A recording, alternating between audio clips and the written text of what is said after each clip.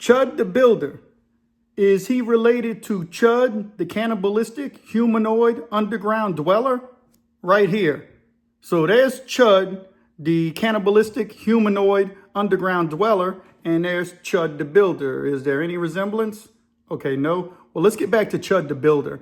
Chud the Builder, before last week, I had zero to no idea who Chud the Builder even was. I do not follow Instagram trenders. I don't follow TikTok trenders. I don't keep up with none of that. So I don't know who's who. Now, have I heard the name Chud the Builder? Yes, I have. But I really didn't know who he was until after he boom, boom, boom, gave somebody some lead and then gave himself some lead last week. And now he's all over the news and everybody is talking about Chud the Builder. But supposedly everybody already been talking about Chud the Builder. I'm just late to the party. I never got the invite. And even if I would have got the invite, I still wouldn't have came because I don't care about stupid stuff like that. But now I have to talk about it because, of course, you know that the Pen and The Shank is the most unusual and unique crime and prison channel experience on YouTube. So I cover all things crime and all things prison. Well, now Chud, the idiot, is now arrested and in a Tennessee jail on a $1.25 million bond. That's a huge bond for what he did. And listen, before you get offended, I'm going to come at this story with my own viewpoints, my own thoughts, and I'm going to try to keep it as fair as I possibly can and unbiased as I possibly can. But for the record, I do think that Chud is obviously a racist. There's no secret about that. Chud has openly confessed in his actions that he's a racist and he's an antagonist. He goes around society looking for people to antagonize, doing it for supposedly the justification of other people using the N-word that he feels like, I guess he can use the N-word, and that's a story for another day. I'm not even going to get into the N-word story right now. I'm just going to get into Chud the Builder, and I'm also going to get into his victim. Joshua Lavelle Fox, the victim of Dalton Eatherly, also known as Chud the Builder. And I'm going to post for you something that is really interesting, and that is the arrest record of Joshua Fox. Since Chud the Builder has been arrested and he received an extremely high bond, people have been coming out in his defense because the bond was set high. Do I think the bond was set high for what Chud was convicted of? No and yes. And that may be controversial. I say no because I don't think anybody who does what Chud the Builder does should get a low bond. They should all get high bonds. But the reality is from coast to coast, from sea to shining sea, everybody ain't getting the same amount of bond based on what they did. If you have these charges, the bonds should be pretty consistent, at least in my opinion, consistent in the state in which the person has been arrested. Now, if you go look, supposedly people online are showing cases of other people who recently received bonds in the same county where Chud the Builder has been arrested, getting lower bonds on charges that are worse than what Chud did. Now, there's a lot of mitigating factors that go into a person getting a bond, whether it's high or low. But one thing that should be considered is the person's previous arrest record. Is the person a flight risk? These are things that should be considered. I'm going to tell you what should not be considered. Is he racist or not? That should not be considered. Whatever Chud's personal beliefs are, that shouldn't be considered. Because if you could be racist one way and the bond don't affect you, you could be racist. You should not get higher or lower bonds based on your racism. It's America. You could be racist all you want. They got racist white people and racist black people. And that's the thing. That's why I'm stuck in the middle. I got people mad at me on both sides. I don't support racism on either side. It's disgusting. And if you think that there's not racism on the other side, then you're a fool and you're just stupid. And there's no way around it. I do not support racism in any form or fashion. And Chud the Builder is a racist. Now, back to Joshua Fox. He is also, from what I'm assuming, a veteran, and not just a veteran, but possibly, I couldn't find a lot of information on it, possibly a combat veteran. If Joshua Fox is a combat veteran and he served in the United States Armed Forces overseas, He deserves respect based on that criteria alone. I stand with our veterans before I stand with a lot of other people. Veterans, and I also stand with cops. That may offend some people too. That's fine, whatever. But I definitely stand with the veterans, people like Joshua. And this is a picture of Joshua in his camouflage BDUs or whatever they call it, his military garb. Initially, what I heard was that Joshua attacked Chud. And when Joshua attacked Chud, then Chud, pulled out his blaster and went to blasting. And he struck Joshua and struck himself. He made a phone call to the police department explaining to him that he was attacked and he had to defend himself. And when the cops got there, they began to question other people and, get other reports from eyewitnesses. And the further they got into the investigation, the more they realized that, from what I'm gathering, is that Chud pulled out his blaster before Joshua physically attacked him. And if that is the case, that changes things a lot, because when you're under the impression that boom, boom, you got hit, then you pulled out your blaster, pow, pow, to defend yourself. Well, then Chud has some kind of ground to stand on if that's the case.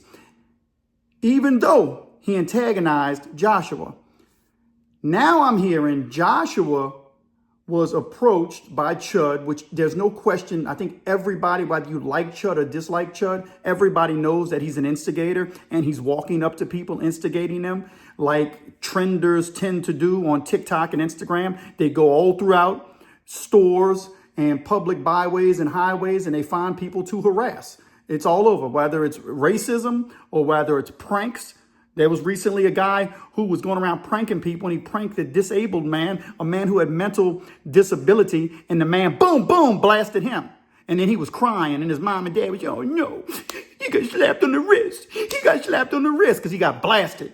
Well, don't mess with no disabled dude out there doing stupid pranks.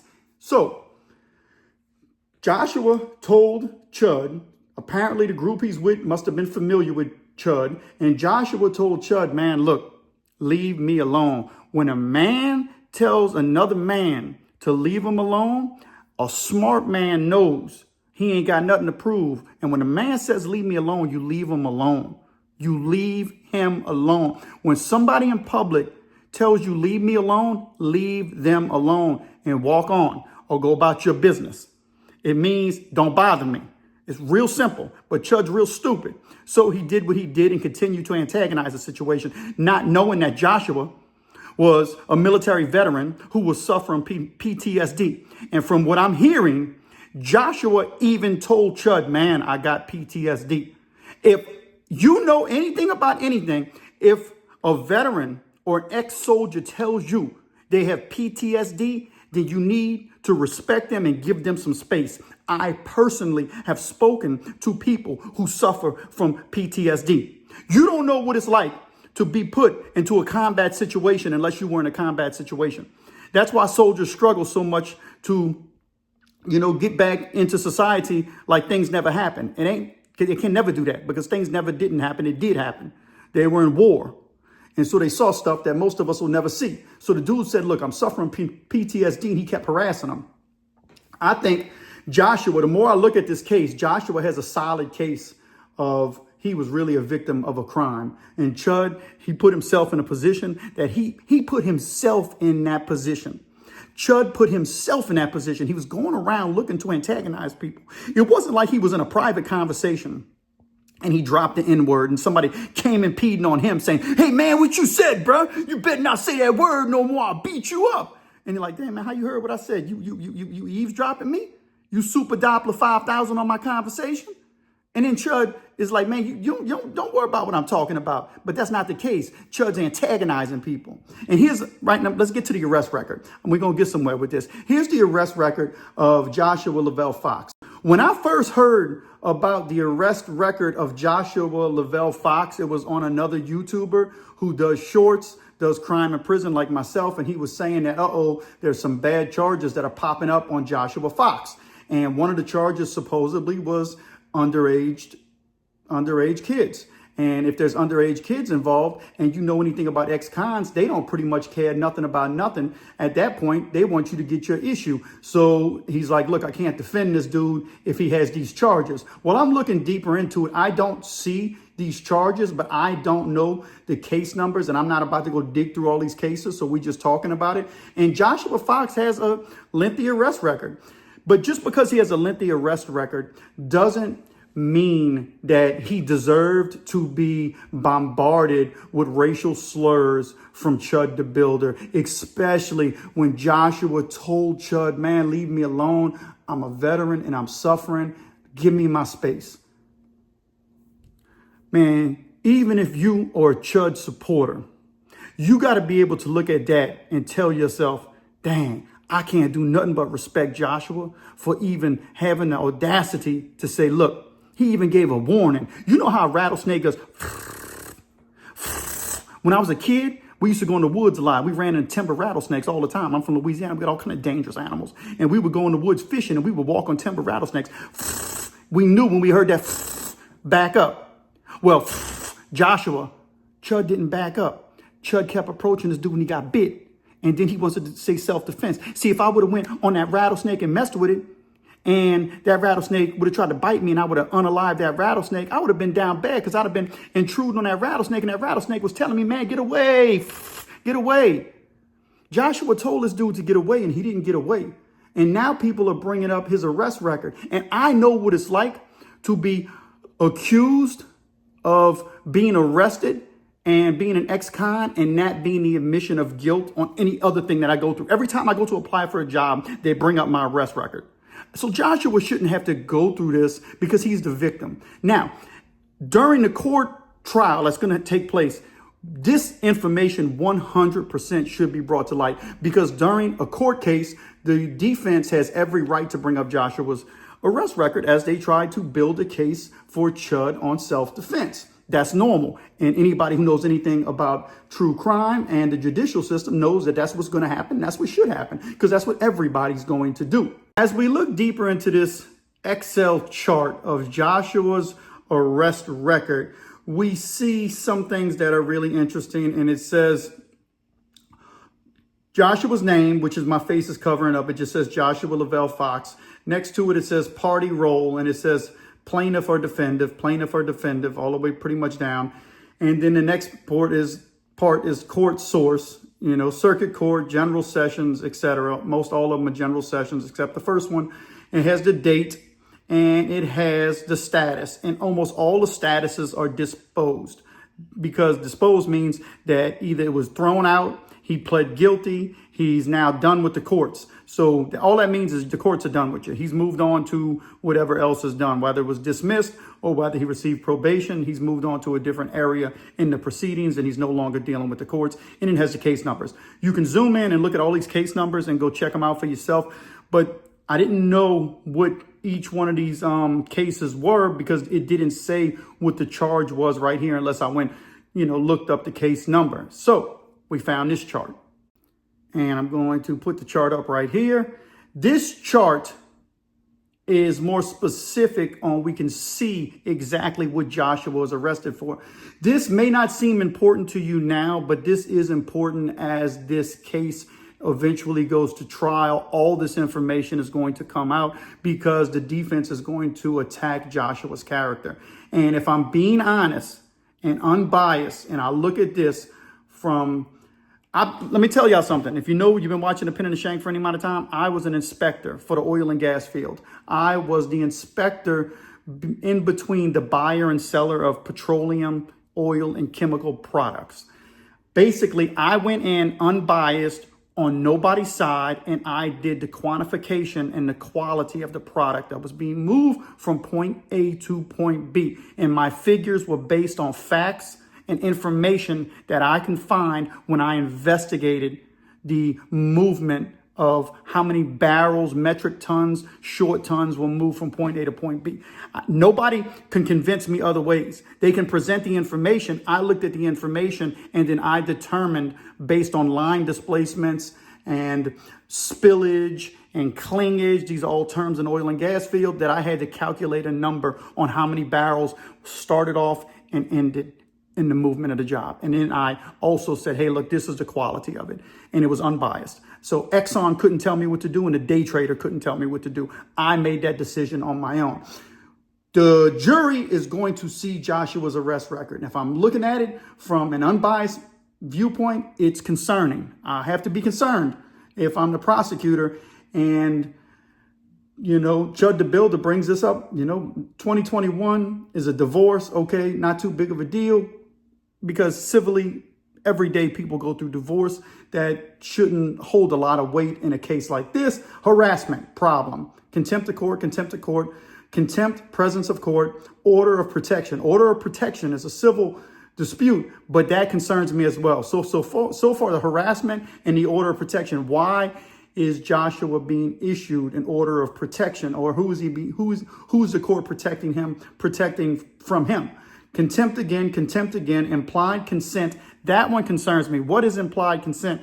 Does that have to do with him forcing himself on someone? I don't know. These are things I don't know. This is all Tennessee law. Reckless driving, summons, aggravated assault, both problems, DUI, probation violation, seatbelt, reckless endangerment. That's concerning. Driver's license revoked, open container, and speeding. There's a handful of charges in here that are concerning because the reason it's concerning, the prosecution is eventually going to say, hey, look, this guy has a history of violence because aggravated assault is violence. And he also has a history of substance abuse. So you add substance abuse with violent tendencies, and the prosecution has a solid case to argue that Joshua was a bit unhinged when this happened based on his PTSD as well. They're going to throw the whole kitchen sink at Joshua, and the prosecution is going to throw the whole kitchen sink at Chud. But when I look at this case, I think it's going to be unfair to Joshua, but Joshua also created his own problems with these charges. I think so far from the evidence I see, and make no mistake, y'all, we are going to eventually get footage. This happened outside of a courthouse. There is footage. So we will see when the footage comes out. And if I'm wrong on anything, I don't have a problem with saying I'm wrong as this case unfolds. But as of now, these charges against Joshua are concerning. Does it make me change how I feel about Joshua? No, because so far the information that I have, the thing that stands out to me personally about this case is that Joshua told Chud, leave me alone. And he even gave him a clear reason of why to leave me alone. I'm suffering from PTSD. For me, that's enough to look at Chud and say, man, you stupid. You a fool. You got what you deserve and the rattlesnake bit you. And you tried to fight back, and this is on you all the way around. You were antagonizing him. And as a jury, that's the way I'm going to see it, unless new information comes out and we see video surveillance or video footage and something else comes to light. But as of now, that's where I'm standing. I'm interested in what y'all think about this case so far. Before last week, I had no idea who Chud the Builder really was. I don't follow him, and I'm not going to start following all these crazy trenders that do pranks and do anything for views, man. When you're running around town and your life is so miserable, you're willing to do anything, including harass people for views, whether it's racist, whether it's comedy, whether it's your own, viewpoints, and you just constantly harassing people. That's a problem, man. You need to leave people alone. I don't know, man. We have freedom of speech in America and freedom to go out in public and do whatever we want, man. But I don't think you have a right, or you should tread lightly if you're going to harass people. And Chud the Builder got himself in a real bad bind. And I don't know how it's going to play out. But if I'm Chud the Builder and I got any sense, I'm laying back in that jail cell and I'm thinking to myself, I need to rethink my life's choices. Because so far, my life sucks. I might be getting views, but people, I'm a bum. I'm a loser for doing this. What's the purpose? What am I really accomplishing? You're not bringing unity. You're bringing division. And that's not good. Let's bring unity and not division. Anyway, share in the comments. You agree with me, disagree with me. It's fine if we disagree. Let's disagree and be respectful. State your viewpoints. But, we don't have to call each other stupid because, once somebody calls me stupid, I'm going to tell them they stupid because they can't think. So it just goes back and forth and nothing really gets accomplished. Give me a like, subscribe, comment to the Pen and the Shank, the most unusual and unique crime and prison channel experience on YouTube. We'll talk about Chud and Joshua some more as the information comes out. Let's get it.